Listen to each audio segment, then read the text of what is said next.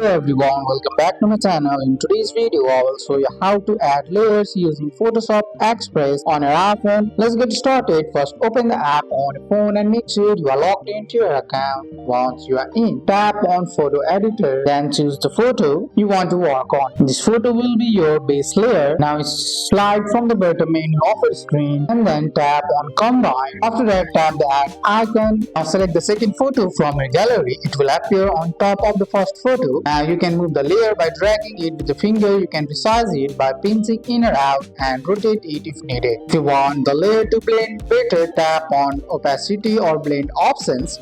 Lowering the opacity makes the layer look more manual or natural. You can also erase parts of the layer. Tap on cutout or erase and brush over areas you don't want, like the background. You can also add text or graphics. Once everything looks good, tap the check mark to apply your changes. Finally, tap save to store your image on your iPhone or tap save to post it online. And that's it. We have learned how to add and use layers in Photoshop Express on your iPhone. That's all for today's video, guys. I hope you guys like this video. If you found this video helpful, drop a like, subscribe for more videos. Thanks for watching. See you in the next one.